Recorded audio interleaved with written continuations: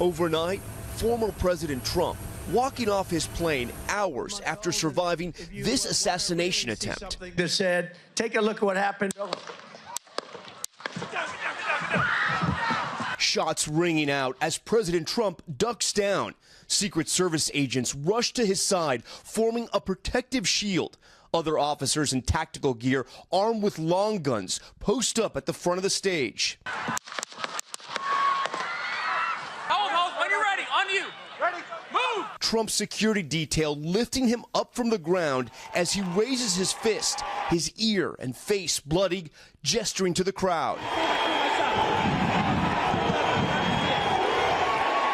The Secret Service then moving him into an awaiting SUV.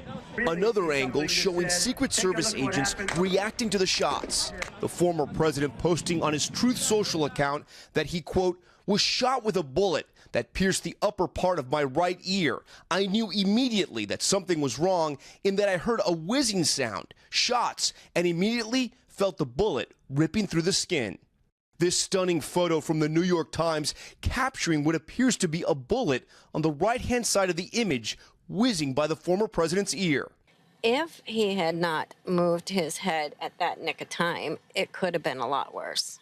Mr. Trump extending his condolences to the family of the person at the rally who was killed, and also to the family of another person that was badly injured. The man beside me suffered a gunshot wound to the head.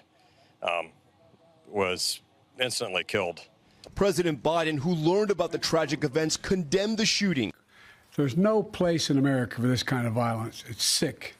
It's sick. It's one of the reasons why we have to unite this country.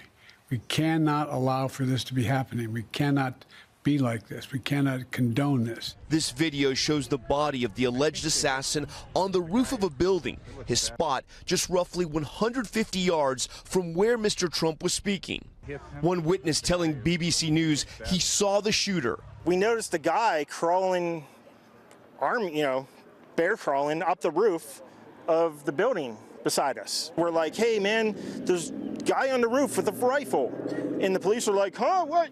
Like they didn't know what was going on. I'm thinking to myself, I'm like, why is Trump still speaking? Why have they not pulled him off the stage? Secret Service is looking at us from the top of the barn. I'm pointing at that roof, just standing there like this.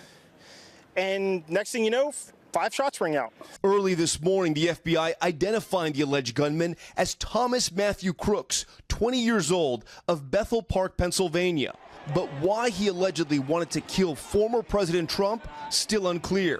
The FBI now leading an investigation involving the Secret Service, ATF, and state and local law enforcement on the ground in Butler, Pennsylvania.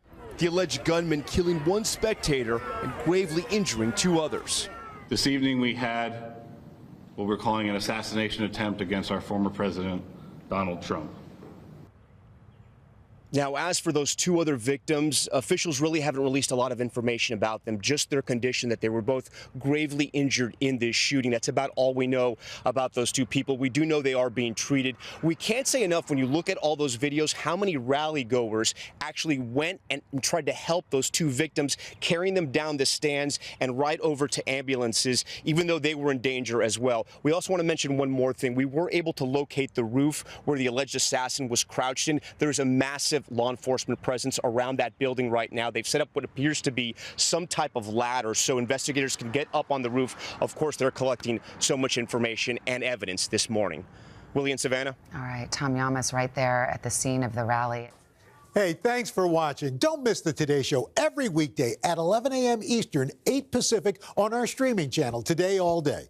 To watch, head to today.com/allday or click the link right here.